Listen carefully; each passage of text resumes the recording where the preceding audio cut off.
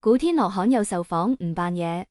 吊問題指直話唔取宣萱，自律日常黑襯全網。電影版《尋秦記》熱度仲喺度發酵，作為男主角同出品方負責人的古天樂，宣傳行程依然排得密麻麻。大家都知呢位勞模影帝向來低調，好少參加綜藝同訪談，近日竟然罕有現身一檔網絡訪談，直接打破大家對佢嘅固有印象，全程鬆弛唔設防。爆出嚟嘅猛料同細節，分分鐘刷爆全網。呢場訪談由頭到尾都唔按常理出牌，簡直係內娛訪談界嘅泥石流。主持人唐詩詠拎住事先準備好嘅問題紙，先至想按流程提問。古天樂直接上手將問題紙掉喺一邊，笑住示意不如隨便傾，當場打破預設節奏，夠晒霸氣又隨性。唐詩詠之後吐槽，古天樂係佢主持以嚟最難應付又最冷靜嘅嘉賓，唔按常理出牌，唔被問題綁住，無論傾到咩話題都從容不迫，一啲都唔慌。就連同台主持嘅娟姐都忍唔住當場求饒，經古天樂太隨性，令主持人落唔到台。呢種反差感，直接打破大家對古天樂高冷嚴肅嘅固有印象。訪談入面最出圈嘅一個細節，就係唐詩詠大膽直呼古天樂天樂。大家都知古天樂喺圈入面資歷深厚，無論係後輩定同行，大多數都叫佢古先生影帝，就連娟姐都當場嚇咗一跳，直話從未聽過有人咁叫佢，經古天樂發火。估唔到古天樂不單止冇生氣，反而好受落，不斷點頭認可，塊面嘅笑容藏都藏唔住。呢一下，現場嘅拘謹感徹底消失，三個人直接開啟老友傾偈模式，暢所欲言，一啲距離感都冇，氣氛輕鬆到爆。全程古天樂一邊小酌，一邊同兩位主持人傾家常，傾到現場呢種輕鬆氣氛，佢仲坦言呢種無拘無束嘅感覺，令佢諗起當年香港嘅經典訪談《今夜不設防》。大家都知呢檔節目以開放自由見稱，當年都係公遍全網。古天樂咁講，足以看出佢真係好放鬆，冇將主持人當外人。唐詩詠亦趁機爆料，佢哋兩個雖然都係 TVB 出身，喺圈入面打滾多年，但直到合作電影版《尋秦記》，先至第一次真正同康拍夫。佢仲直話，一開始同古天樂合作嘅時候，自己緊張到不得了，壓力大到差啲喊出嚟，甚至私下偷偷打電話俾演技老師鄭國邦求助，場面又好笑又真實。面對唐詩詠嘅坦誠，古天樂冇刻意安慰，淨係淡淡調侃咗一句，語氣入面滿是溫和寵溺，當場化解尷尬，亦令現場笑聲不斷。睇得出兩個人合作落嚟，關係已經好好。傾到興起，向來低調嘅古天樂仲罕有曝光自己嘅創作偏好，直接透露自己超中意拍喜劇，但直話喜劇比科幻片更難拍。佢吐槽，好嘅喜劇根本唔係靠刻意搞笑、誇張肢體博眼球，而係要情景、節奏、演員理解都到位，幽默先至可以自然流露。若果演員冇吃透角色，再好嘅橋段都冇用。被問到私下最中意重溫嘅喜劇，古天樂毫不猶豫點名美劇《老友記》，直話自己心情低落、壓力大嘅時候就會揾出嚟睇。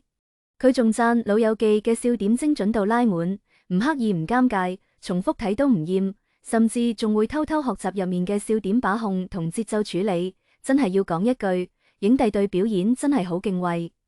除此之外，古天樂嘅自律日常更係直接刷新全網認知。作為藝人，佢常年保持好狀態，風采依舊，背後全靠普通人難以堅持嘅自律。訪談入面，佢透露自己已經堅持多年，一日只食一餐，早就戒咗汽水，甚至戒糖超過10年。至於戒糖嘅原因，古天樂講得好實在，就係覺得糖分對身體負擔太大，長期食唔單止毀身材，仲傷身體。據講，佢之所以咁注重飲食，仲同家庭遺傳有關。屋企人有糖尿病病史，好友洪金寶亦常年被糖尿病困擾，飲食控制到極致，呢樣亦令佢早早就警醒，主動管理身體。不過古天樂亦坦言，隨住年紀增長，自己嘅心態都鬆咗好多，唔再似年輕時咁極端自律，間中會飲一口汽水解下饞。若果朋友送外國帶翻嚟夾心餅乾呢類甜食，佢都唔會完全拒絕，每日食一塊，直到食完。主打一個理性自律。佢仲直話自律唔係懲罰，而係對自己嘅身體負責。人天生就有5種味覺，冇必要徹底戒掉其中一種，適當放鬆先至可以令自律堅持更耐。呢種通透嘅態度亦圈粉無數。節目入面嘅2選1環節更係爆點滿滿。被問到寧願發福定禿頭，古天樂直言不諱，笑住話呢兩樣都係躲不過嘅自然規律，遲早都會來。但佢明確表示，就算將來禿頭，都絕對唔戴假髮。原因都好真實，佢早年拍古裝戲，經常要戴頭套，嗰種頭部被緊緊包住嘅感覺，令佢特別唔舒服，多年來一直好抵觸。所以就算真係脫髮，佢都會坦然接受，唔扮嘢，唔掩飾。呢份坦然喺藝人入面真係好少見。傾到音樂話題，古天樂亦十分坦誠。佢早年亦曾經涉足樂壇今期流行同天命最高2首歌，都係幾代人嘅青春回憶。被要求2選1嘅時候，佢毫不猶豫揀咗天命最高。始終呢首歌係《尋秦記》嘅主題曲，承載住太多回憶，同自己嘅緣分亦好深。但佢亦坦言，自己對今期流行都好感激。雖然呢首歌常年被網友調侃係佢嘅黑歷史，但20多年之後，仲有人記得呢首歌，甚至記得入面嘅舞步，本身就係一件好幸運嘅事，唔會被黑歷史，夠晒大氣又從容。當然，整場訪談最受關注嘅，仲係古天樂同宣萱嘅關係。兩個人同為 TVB 出身，合作過好多經典作品，多次飾演情侶，默契十足，常年被網友奉為意難平 CP。尤其係電影版《尋秦記》重聚，更令 CP 粉瘋狂喊話原地喺埋一齊。面對呢個敏感話題，古天樂冇回避，直接潑咗 CP 粉一盆冷水，坦誠表示自己同宣萱從來冇將彼此當成異性，喺佢哋眼中，對方都係超越性別嘅存在，係一齊打滾多年嘅戰友同好友。佢仲補充話，宣萱對自己嘅意義，同劉青雲呢啲多年老友一樣，都係經過歲月沉澱嘅純粹友誼，與愛情無關，甚至直話相當肯定唔會發生戀情，徹底打破 CP 粉嘅幻想。雖然有啲遺憾，但呢份坦誠亦令人敬佩。整場訪談睇落嚟，古天樂展現出嘅同銀幕上嘅形象完全唔一樣。銀幕上嘅佢係瀟灑俠客，係沉穩硬漢，自帶距離感；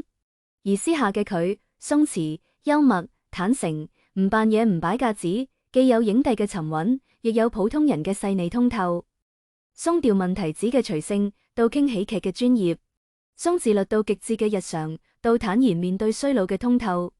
再到直話唔娶宣萱嘅坦誠。古天樂全程唔討好，唔迎合，真實到冇得頂。佢唔刻意暴露私生活，亦唔迴避外界關心嘅話題，邊界感拉滿。作為內娛公認嘅勞模影帝，古天樂多年來深耕演藝事業，拍咗無數經典作品，仲默默做公益，捐咗好多學教，卻從不張揚。佢能夠喺競爭激烈嘅娛樂圈入面，常年保持存在感，收穫全網喜愛，唔單止因為演技好、樣貌靚，更因為呢份真實唔做作嘅態度，以及始終堅守嘅本心。今次罕有受訪，不單止令大家看到古天樂銀幕之外嘅另一面，亦令網友對呢位影帝有更深入嘅了解。冇華麗包裝，冇刻意炒作，全程都係最真實嘅交流。咁樣嘅古天樂，難怪可以攻咁多年，成為內娛難以複製嘅存在。而家電影版《尋秦記》嘅宣傳仲喺繼續，古天樂嘅演藝道路亦依然喺前行。相信呢位始終自律、中意表演、堅守本心嘅影帝，將來仲會帶俾大家更多驚喜，亦會喺自己揀嘅道路上繼續從容前行，活成自己中意嘅樣子。